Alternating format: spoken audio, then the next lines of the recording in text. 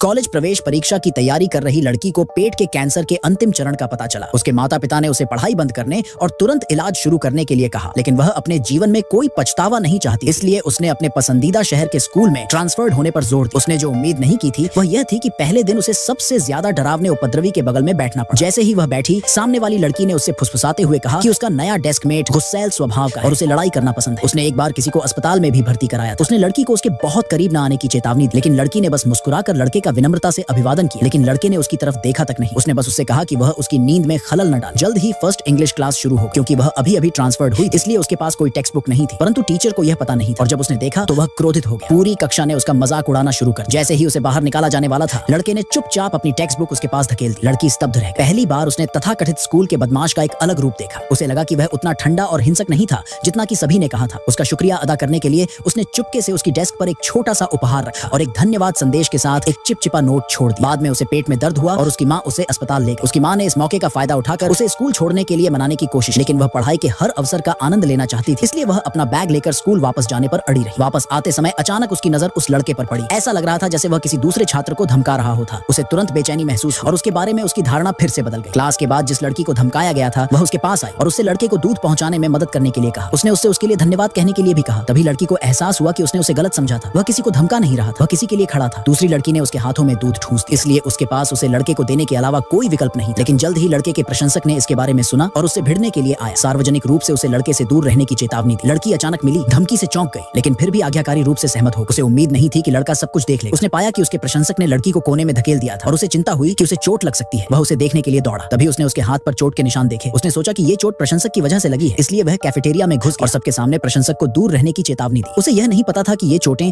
दरअसल लड़की ने खुद अपने पेट दर्द से ध्यान हटाने के लिए बनाई। उस रात लड़की को लड़के के दोस्त से एक संदेश मिला जिसमें कहा गया था कि लड़के ने प्रशंसक के खिलाफ उसके लिए आवाज उठाई। अचानक उसे एहसास हुआ कि हमेशा उदासीन रहने वाला लड़का वास्तव में एक कोमल हृदय वाला। लेकिन अगले दिन प्रशंसक ने फिर से उससे संपर्क किया और कहा कि वह लड़के को पानी की एक बोतल देना चाहती, लेकिन वह जानता था कि वह इसे सीधे तौर पर स्वीकार नहीं करे, क्योंकि वह लड़की उसकी डेस्कमेट और उसने दावा किया था कि वह उसमें रुचि नहीं रखती। फिर वह उसे दे सकती, इसलिए पानी की बोतल उसके हाथों में जबरदस्ती थमा दी। इसलिए उसने अनिच्छा से ऐसा किया। उसने बोतल लड़के को थमा दी, लेकिन जब उसे पता चला कि यह प्रशंसक की ओर से है तो उसने तुरंत मना कर दिया और कहा कि अगर यह उसकी ओर से होती तो वह इसे ले लेता। दुर्भाग्य से प्रशंसक ने यह बात उस कोने से सुनी जहां वह छिपी हुई थी। उसका चेहरा गुस्से से पीला पड़। उसे लगा कि लड़की ने झूठ बोला है और दिखावा किया है कि वह उसे पसंद नहीं करती। गुस्से में उसने गुंडों के एक समूह को बुलाया और स्कूल के बाद उन्होंने लड़की का रास्ता रोक दिया।